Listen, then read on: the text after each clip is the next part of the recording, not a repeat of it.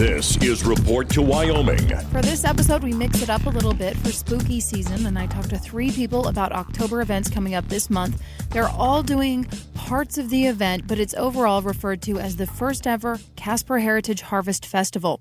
And as much as I love scary things, I think it's really cool that they've decided to do this event to help with Casper's historic preservation.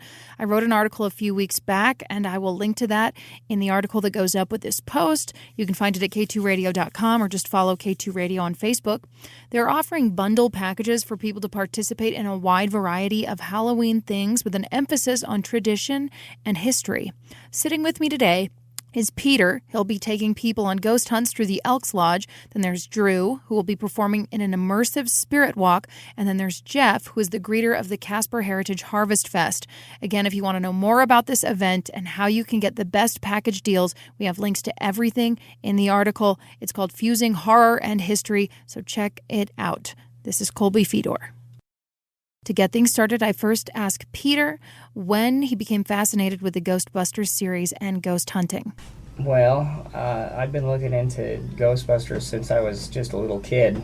Of course, the movies came out back in the 80s, 84. I was born in 85. When I was really, really little, my mom bought me my very first proton pack. It was a Kenner toy, probably about maybe 1.5 feet tall and maybe 1 foot wide, and I drug that thing around the house forever, and now my daughter drags that same exact one, and I still have it all these years later. We should tell people it's sort of a family thing, right? It is a family thing, yeah. All the kids dress up. We all go to events together. And many of you have probably seen, I'm going to get it right this time, the Ecto Interceptor driving around town. When did you put that together? So I bought the car 2 years ago. And as soon as I bought it, of course, it looks really beefy, and it's still got like the cop grill on it and all of that. And so of course, PD was very interested in me because I also work security at the hospital, and so when I'm driving it, I look very much like I'm a cop because I have the uniform and so I would get pulled over, and they'd give me all sorts of crap, telling me, hey, we think you're pretending to be a police officer. And I'm like, no. I'm a Ghostbuster. Well, at the time, it was just a black car. And so, and so I was like, God, I got to do something to make it so I'm not getting pulled over all the time. So we started stickering it, and I put all the stickers on it. And then my daughter came to me with her little toy one, and she goes, Dad, it's not done. And she kept pointing at the top of the car. And I'm like, all right. So then we started working on the roof rack, and one thing led to another, and now here we are. Is this the first year that you'll be investigating the Elks Club? This is the very first year we will be investigating the Elks Club. Have you investigated other historic Casper buildings? Not Casper buildings. We've been in Glen Rock. There's a little gun shop out there that is attached to like a thrift store, and we got to walk through that. It took us, it was like 5 hours to investigate all that. And after 5 hours, we have like a 2-part video up on YouTube over it. And so a big part of this is, well, it's going to be fun. That's probably the most important thing. But it's also for historic preservation. Right. So did you have to do any research to prepare for this role? Or I don't know if you'd even say role, because you are going to be investigating. Every time we go into an investigation, we do extensive research into the background of the buildings, what they used to be. Like, for instance, the one in Glen Rock, before it was a thrift store gun shop, it was actually the town morgue. And so it was really, really, there was a lot of activity there for some reason. I wonder why. But we do some research into the buildings, and then once we know kind of the background and the history of the building, we can start into our investigation and see what we find. Was it mostly Casper College Western History Archives, or where did you find most of your information? Google is an amazing tool. Most of the information we find is from Google. We'll Google things. A lot of it sometimes we can find from people that are attached to the building. For instance, the one in Glen Rock, the owner is like 86 some odd years old. And so she was able to, think back to when she was a kid, and she was like, yeah, back when I was a kid, this was what this building was. And so we would then cross-reference and find it, and sure enough, we could verify what she was saying. You should tell her about what you guys already found in the Elks Club. So there's been a lot of stories. We talked a lot with the staff, and so they were telling us about different happenings that went on during their stay there. And they were talking about one in the ballroom in particularly, and then one down in the basement. And the one in the basement I did some research on after we went through our initial hunt. And they were saying that sometimes they hear or they smell like cigar smoke. And they can hear somebody kind of shuffling around there sometimes. And so I looked into it, and there's been many, many, many stories. And some people think that that is like the co-owner from way, way back when it first opened. And so, not sure yet because we haven't got names or anything. We haven't been able to pull names from our like spirit talkers or anything like that. But we did find down in the basement there was an entity. And so we ran right into it with our sensor boxes. We were just talking before this as well about your equipment. It is the equipment from the Ghostbuster movie. I think people might like to know, okay, how you get your equipment. So some of it is custom made for us. Like we have a REM pod. I don't know if you've seen like Ghost Hunters or any of those ghost hunting shows. I'm somewhat familiar, yes. So a REM pod is basically a box. It's got a little antenna on it, and it measures electromagnetic fields. And so the way we use this in ghost hunting is we can set it out, and ghosts have an electromagnetic field of their own. And so when they get close to it, it starts to beep and lights up. I have one that was custom made for us that looks like a Ghostbusters ghost trap. I think this will be a good opportunity for people to get into the Elks Club because it's somewhat exclusive, right? You can't, under normal circumstances, go in unless you're a member. Right. So whenever we've done anything, stories or anything related to the Elks Club, people are usually really intrigued because they want to get somewhere that maybe they haven't been able to access before, so everybody wants a peek. Right. And it is so old. Do you know how old it is? It was initially built in 1922, but it wasn't finished until 1936. Okay. That's still almost a century. Yes. Drew, you guys might know Drew from the YMCA. I recognized him right away. Can you tell us what the Night Hag is? Yes, so the Night Hag is a figure out of Scottish folklore. She is a hag, an older woman who is a witch, who is often associated with dark magic and being an oracle type figure. So there are, from some older sources such as Sir Francis Scott's Waverley, and from J. Bailey's The Night Hag, A Halloween Romance, we see the Night Hag, we see the tradition of the Night Hag in which the subject of the story summons her by sitting upon St. Swithin's chair on Halloween. And when they summon her, she must answer 3 questions for them. So we see here that she is kind of an oracle figure.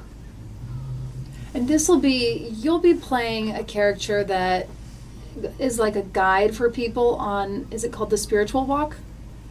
So the event is Candlelight Frights. It will be on the Path of Mystery and the Spiritual Walk, yes. And so I will join the party a little later in the evening, in which I will attend St. Swithin's chair, and anyone who wants to summon me must speak the rhyme, and then they'll be able to ask me 3 questions. How have you been preparing yourself for this role?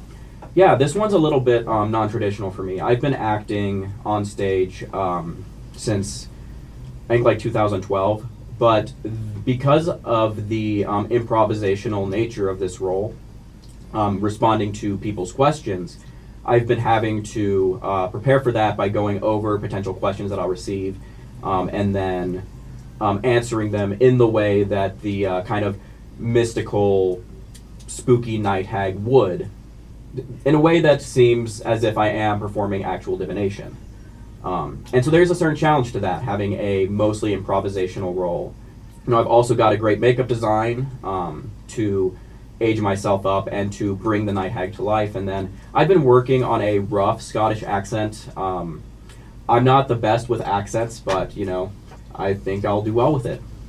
I am not either, notoriously bad. So good luck to you on that. Is it somewhat of a scary figure, or would you say you're kind of pulling more from the historical tradition? Definitely trying to pull more from the historical tradition than to actually scare people. But however, if we do look at the historical tradition and the perception of witches, especially at the time that this character came into being, I think that there is an element of the of fear of the unknown and fear of the idea of the witch who has, the idea that the witch who has sold their soul to Lucifer and performs these dark rituals. However, my goal is not to particularly evoke this fear, but to evoke the tradition and the idea of divination and presenting the oracle of the night hag. Were these pagan times? No, so the night hag, as far as what we have for writings go, the two sources that I mentioned earlier both come from the 1800s. However, the tradition itself is much older, or the character, I mean, is older. However, when we look at the character, we see kind of the Christianized idea of the witch. That's why there is some fear surrounding her, because for much of history there was this perception of witches as evil, who, as I said, sold their souls and conduct evil rituals. So while this character has existed, the kind of the tradition did sprout up among the Christianized world. Yeah, I did this weird class in grad school. It was actually kind of cool, not weird, but it was on female deities in literature. And the theme of the mother, the maiden, the mother, and the hag constantly comes up, and hag is interchangeable with witch. In those stories, the hag was endowed with so much power, and they all have their own special kind of power sources, I would say. So, and she probably is somewhat physically ugly, but there is that magic to it. Absolutely, and that's why I'm so excited. That's part of the reason why I'm so excited to incorporate the physicality of the character, and especially the makeup design that I will be applying. I think it will be very interesting. And then, Jeff, will you walk me through, pun intended, the superstition walk, or is it walk of superstitions? Let me get this right. The After Dark Superstition Walk. That's the one. That's the one? The majority of the Candlelight's experience on Halloween, and also, the week of nights leading up to that, is based on the historical celebration of Halloween. And so a lot of the demonstrations will be party games, there'll be folk traditions that they would have played about 150 years ago. There's almost too much for me to go over, so you'll just be introduced to it the night of. One of the things that you pointed out, the After Dark Superstition Walk, is quite literally a walk through the dark, celebrating almost like a type of parade they would have had, because you have to think this was the time when people couldn't go buy costumes, so everyone made their costume, and maybe even a continuation of kind of the masquerade theme, where it's like, oh, you don't know who's behind the mask, you get to like act out in a way.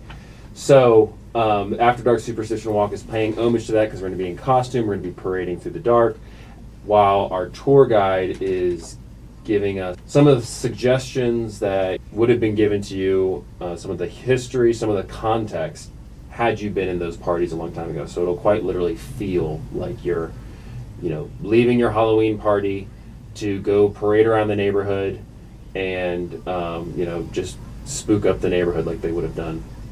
And one of the big things about this is it's giving people an experience, right? Versus kind of what is common today is really just the tradition of walking around and getting candy. So I wonder if this is part of an effort to maybe make it less commercialized. Mm-hmm. Yeah. What do you think? One of the best pieces of feedback we got last year was a couple who had been to Halloween parties all over the country, like a true Halloween fanatic. And they said that not only was this the best party, but it was more than a party. It was people putting a lot of care and attention to their costumes, a lot of intention into the types of games, the types of just weird little tricks at the party.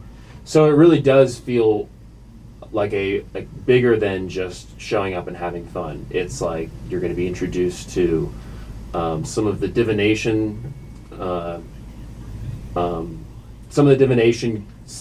games that they would play. Of like, okay, you grab, or let me give you an example. So like apple bobbing, a lot of us bobbed for apples when we were kids. Not many of us know though that depending on what bite you took out of the apple would signify certain things in your life. So there are these cool little tricks that they've kind of been lost, diluted with Halloween just being, a satanic holiday or it being a party event. We're trying to kind of go back to its roots.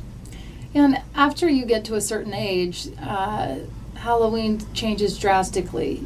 I guess when you get to college, some of us remember that's just another excuse to go out and party and drink, or even parents, house parties, whatever. But as far as opportunities to go and have fun, but that engages those same things that you would have experienced as a child, your imagination, delight, maybe fear, fright. It's really cool, I think, to have that for people who want to participate. It's going to be multifaceted in that it'll be accessible for people with disabilities. So the website's really good about going over the best times and nights for that, right? And then there are other times that are better for children. Yeah, there are nights where there will be outside of the building, which, by the way, the building is just at the fairgrounds, so it might be kind of hard for people to, if they haven't been there, but there's space, and so outside of the building, there's like a little fall festival happening on some nights. Right. And but each night there will be an early show and a late show. So the early show might be a little bit more like for general audiences. It's also a little bit cheaper.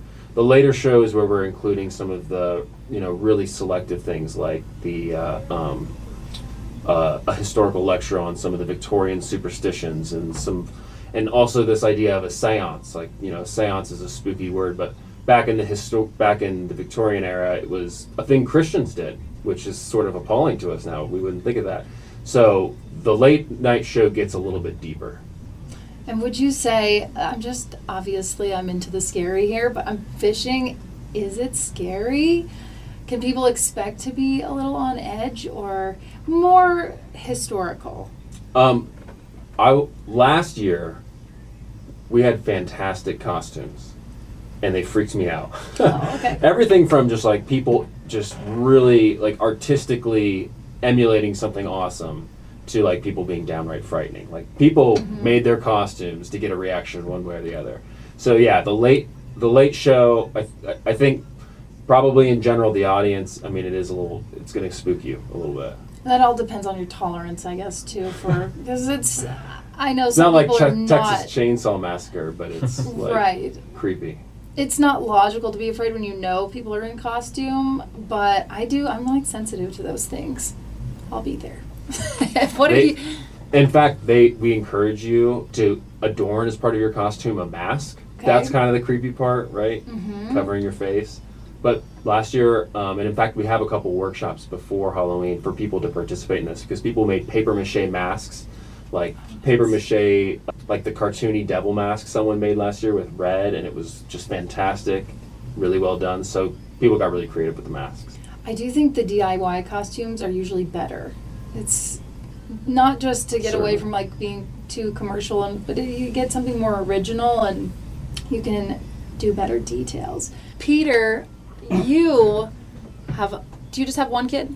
No, I have 4. What?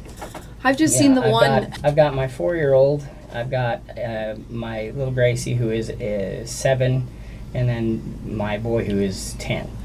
Okay, so what does Halloween look like for you at your house on that particular night or leading up to it, all the events going on?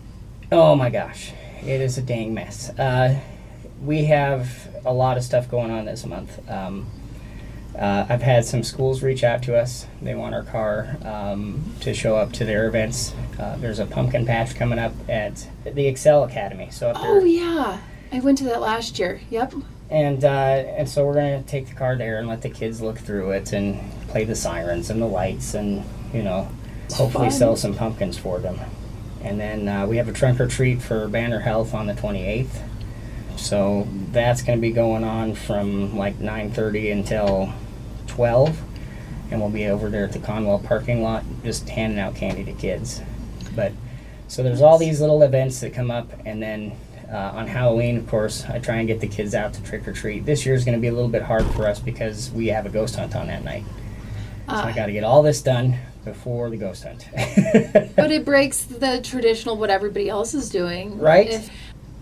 I wonder, in the past, has there been anything this immersive for adults or older kids that want to do something that's not just knocking on doors?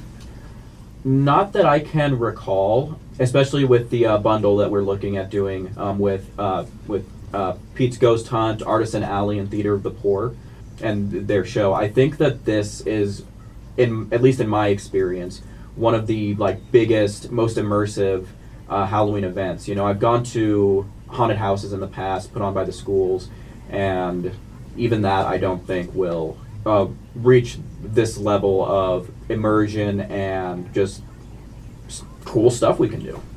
And, go ahead. And I was because the first thing I thought of is Halloween parties for adults. That's pretty common, although I've never been invited to one. But this is our own Halloween party. I mean, because you have everything from party games to a fire pit in the back.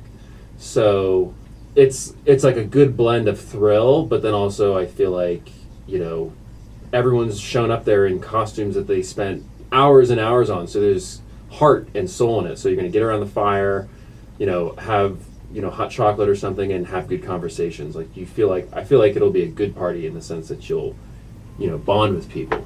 Community building, and you instantly have something to talk about. Right, because if you show up just dressed like your regular self, sometimes it can be a bit awkward starting a conversation. But I think I'd be more inclined to walk up to someone dressed as Birdman than just a regular guy. I don't know. It just seems, for some reason, less awkward, ironically. So I think Casper has a really unique way too of coming together when there are community gatherings, and it seems like everybody just kind of likes hanging out together, even if it's not super rowdy or, I don't know. I'm really excited to see what happens. Well, last year was our first time, and you know what they say about the first time, right? We had a lot of learning experiences, and so we changed a lot of things. We got a lot of good feedback that we acted on. But even for the first time, we had the people who turned out had remarkable enthusiasm, great costumes, raved about the depth of information that was there. I mean, we had apple bobbing, we had stories, and behind each one of these things, the actor working the event had, some history to share. We had the Night Hag last year, so people would go up to this kind of uncomfortable throne, and they'd have to sit on the throne, and they could ask the Night Hag their questions. And people would ask things like, when is true love? I think that's the question I asked. I was like, when am I going to meet my true love? And they're like, when you're ready to love yourself. It was good banter. It was fun. Aww, yeah. And it felt sparkly. Okay, very cool. What are you most excited for, Peter? Ghost hunts. I'm excited about ghost hunts. I'm excited about the history being spread too, though. I mean, I'm big into history too. Josh and I had a long conversation. I went to go pick up posters last week, and I think I spent 3 hours over there just talking old history between families and everything else. But I think it's cool that these guys are getting out the history of things, and I really think it's cool that they're collabing with everybody, they're including everybody. And like Drew was saying, there's a whole bundle now that they're putting together. Each one of us is a separate group, but if you buy tickets for all of it, you get a certain amount off of your tickets. So it's kind of cool that they're inclusive in that way. We're all kind of helping each other out. And there is a certain element of cosplay in Halloween, and every one of you guys is going to be really involved in your own costumes and character building. So that's kind of cool that it keeps that tradition going. But with more of a focus, I think, on maybe making your own or finding something truly unique. I'm wondering, for the Night Hag, if you can tell us just a little bit more about the costume. Yeah, so the costume itself isn't that I wouldn't say it's particularly complicated. We acquired a robe-like garment and a shawl. The biggest, I think, element of the costume that's really going to drive it home is the makeup, which I mentioned earlier. The makeup was designed by somebody who works in beauty professionally and is himself a drag queen. So he really knows what he's doing. And so I'll be donning this old age makeup, aging myself up considerably, along with feminizing my face a little bit, and then raggedying up my hair a little bit. And I think that when it comes down to the costume element, the makeup, along with the physicality that I will be bringing to the character, is really going to be what brings it to life. You know, Pete is sitting here in the studio in his full Ghostbusters outfit, and that's how I met him. We were at the Elks Club, sensing what kind of paranormal activity there might be. It was really cool how we did candlelights the first time last year, and then improved upon it by grabbing up a ton of other groups to make it one cohesive thing. So we're all showing up. Not many of us knew each other at that first meeting, but we're like, hey, let's go try this out. So we walked through the Elks Club. One of the people, I can't remember their name, who worked there, and basically everybody who was like a denizen there was like, oh yeah, this place is super haunted. Like over there I saw ghosts. I saw a ghost walking in the mirror, walking through the hallway. Like it was insane. And me, somewhat sort of a skeptic, I'm like, okay, sure, you did. Whatever. And so we tour, the back, we tour the additions. There's a whole written history in this building because it's, 100 years old, and then this part was built and this part was built. We end up going to the attic and walking on these creepy rafters. And all the paranormal people, people who know what they're doing, they have all these devices. And so I asked them, what's that? And they have this device on their phone that uses the microphone on your phone to measure super small, inaudible scripts of words. And it's not predicting what they're going to say, it's just amplifying what's already said. And so we were sitting there in the dark, and some of the ghost hunters were freaking out, and running around. And I was like, okay, whatever, still nothing happening. And they're talking through the phone, and this thing's going crazy. It's saying scary things, but then it says, nice hat. And it's just me and this other dude standing there, and he's wearing a hat. And we have like a full-on conversation, and it does kind of start to creep me out. Like, we ended up all bolting from this room. One of the paranormal investigators was like, go, run out the back door. Wait, I have to interject. Yeah. We all bolted except for my team. We sauntered slowly. Every time we go in, just like you, we go into this, and don't get me wrong, I believe in this stuff 100%, but when I go into a spot and they say, oh, it's haunted, I go in as a skeptic, because if you're going to find anything scientific, you need to be a skeptic. Right. And so when I was there, I'm like, I'm not getting very much reading here, and then all of a sudden I get blips. And then all this starts happening. We start getting intelligent conversation through the boxes. And I'm like, maybe there's something to this. But all of them bolted, so I'm like, man, I really want to hang back a little and see what this is. And so I kind of just sauntered after, slowly. We get down to the ballroom after that, right? Mm-hmm. Yeah. Yep. I'll let you continue. Sorry. No, that was great. Yeah. Yeah. Well, I just the part that got me was the intelligent conversation. Yeah. Because it was specific to things that we were doing. No one had said the things out loud to where the phone was playing tricks on us. It was actually like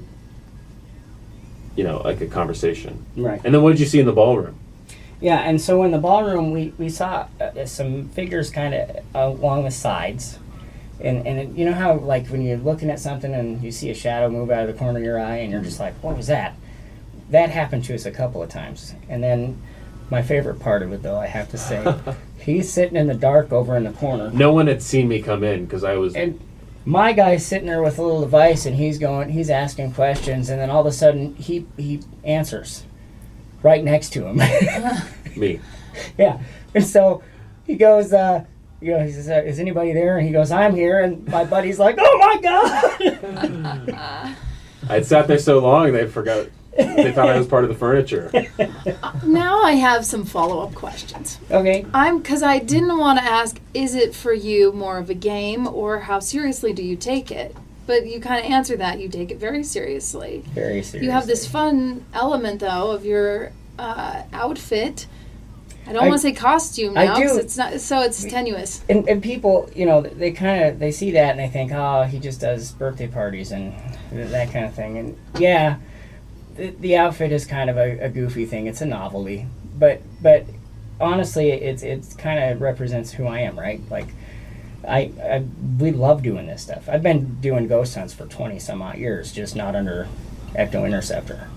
The Ecto Interceptor project kind of sprouted around the car, and then I ended up getting a whole group of people to help me with these things. Before I was doing it by myself. And so it's kind of nice to have a team now that we can actually work through things, and I can cover more area. And in our last ghost hunt, we were splitting up and had different experiments going in different rooms, and it was kind of cool. Nice. What's been your favorite building that you've ever, doesn't have to be in Wyoming, but... So, I don't know. So my favorite hunt was actually my very first one we did under the project. And it was up in Jibo, Wyoming, just north of Thermopolis. We had driven out there. It's a ghost town that they kind of bulldozed it back in the 1970s. It was around from like 1932 on. It was a mining town. It was one of the biggest towns in Wyoming for the time. They had like 20,000 people living there. Oh, wow. And anyway, when it all went downhill and the government shut them down because of lead poisoning in the water, they all just kind of piled out and they left it as a ghost town. But there is a graveyard out there that has children's graves and adult graves, and they range from stillborn all the way up to 80 some odd years old. And one of them was, the gravestone said the name was Arthur.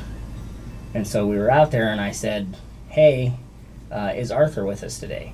And we kind of wait because I figured trying to talk between worlds there is a little bit difficult. And so we waited and waited and waited, and then I asked the next question. Well, when I reviewed the footage in the vehicle, I didn't hear anything. I thought we didn't catch anything at all while we were out there. But I gave the footage to my editor because when we put out our hunts, if we don't find anything, we're still going to publish it so that you can see, hey, there's nothing there. We didn't find anything. And so he did. He found this one instance where we asked that question, hey, Arthur, are you here? And then like a few seconds later, we hear yes, clear as day. And so I cross-referenced it between our EMF or our EVP recorder and our camera that was right next to it. And I was able to catch the same yes on both the camera and the EVP. So I was like, how did I miss this? And what would you say a ghost is? Because there's a lot of different opinions about this. Well, I tried to take more of a scientific approach, and I don't know if you know Nikola Tesla. I do know Tesla. So I think I know where you're going with this. Tesla was a genius, and he pointed out that the Earth, us, everything on the Earth, we all have a vibrational frequency, right? Which is conductive to electricity. So basically we're giant batteries. That's what he was trying to point out. And so if you look at the science of it, energy doesn't ever die, right? So when our battery goes dead, that energy is still out there. And so we just kind of lose our shell at that point. We're not able to affect the physical as much as we could have if we had an actual physical body at that point. Can I weigh in on this? Yeah. So, because I always like the idea of like everything's energy. People can fracture their energy into you, and so thereby a haunting or some ominous thing of the otherworldly could be. You could be infected with it because your subconscious is so big. Your subconscious contains a lot of things. One thing I never quite could pinpoint was how a location devoid of like a human, could absorb the trauma of an event and, likewise like make the trees all spooky or just like encode that sort of thing on a place and then, continue to infect people with whatever the haunting illness is. But I did have a glimpse of what a haunting could be when we were doing our paranormal investigation. because when we went up to that attic and everyone started freaking out around me, it didn't really affect me right at first, but then afterwards when people are like, okay, like, you talk to the ghost, now you gotta like cleanse yourself, you gotta make sure, tell it not to follow you, you gotta, be very firm with it, and like suddenly I was starting to get a little bit scared, like something could follow me. I see this in horror movies all the time, and that is being haunted. Just the thought that you could be followed by something, Jesus, if I could have, if that would have carried forward into the next day, like that's a haunting. It's happened already, right? Well, and a lot of people don't understand it, but our thoughts and the way we think about things, there's a lot of inspirational speakers that will talk about this, talking about like if you start to say something is going to happen, you make it happen. And so that's a big thing. Like when we do these hunts at the end, like, okay, you're leaving everything behind and you need to mean this. You can't be going home and being like, oh, did it follow? Don't give it doubt. You have to mean it. It's gone. That kind of made me curious about if you ever find it ghost hunting dangerous. Yes.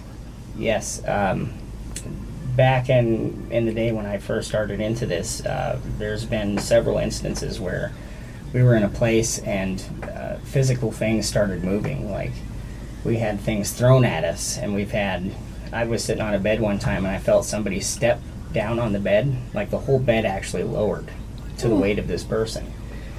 And then I heard somebody yell, "Get out." Not any of us. And so I was like, oh, nope, I'm done. Like, that was my first experience was harrowing to me because, like, my teacher's like, you can't run. And I'm like, what? So you're supposed to sit in the discomfort. Yeah, well, because if you feed them, right, if it's a bad entity and you're feeding it negative energy, which is fear, so if you just jump up and bolt, it's getting what it wanted. I'm so glad I have a new house. Yeah. No, I used to when I was a kid though live. Our parents bought. My dad had a construction business, so he would buy these old pieces of crap. This one was actually a really pretty old. I think it was Episcopalian church, and it had big white columns out front, and it looked like a church. But he made it into a house. Nice. Because the church was no longer there. There were still pews in it and everything, but when they'd started remodeling, he would knock down the walls and find that it was insulated with like old newspaper from 100 years ago. And my mother, who's super Christian and not woo-woo at all, still to this day claims that sometimes in the middle of the night she would stay up late. She's a night owl and work on art or sewing or whatever, but in her room in the corner she saw a woman in a yellow dress rocking in the chair. One day, we were not wealthy, I have to say this, but we had a housekeeper because both my parents worked a lot, and the housekeeper quit, and she told my mother that she was in the house, and she seemed like a really sensible, not again a woo-woo person. She said she saw the big wrought iron gate out front open and close. And then the front door, we had kind of like a mud room, so the first door open and close, and then the door to the room where she was cleaning open and close, and she just left. She was like, no, thank you. Which I never saw her. I'm trying to find it. There's a picture that we had taken of a lady in white. And so this was from a nurse friend of mine. She had sent me this picture. She had video of this thing walking across her room, going to the door, and then just vanishing. But she had her dog in the room. And I don't know if you guys know this, but animals are very attuned to this stuff. And so if it's a bad thing, they tend to, like, dogs will freak out. They'll go into battle mode. And but she had seen this white figure walk across. Her dog slept through the whole dang thing. It was like inches from him. And then it just vanished, gone. I'm going to be honest. I'm kind of I'm kind of a skeptic when it comes to that kind of stuff. Like I said, I took a ghost hunting class a couple years at the college, and it was very fun. But the final for the class was an actual ghost hunt, which we did at the police department on the 3rd floor, and we didn't get a whole lot from that. And like I said, I haven't personally experienced anything that I would qualify as paranormal. So I don't really consider myself a believer. I think that it's fun, but I think Pete will have to win me over on that. This has been Report to Wyoming, presented in the public interest by Town Square Media.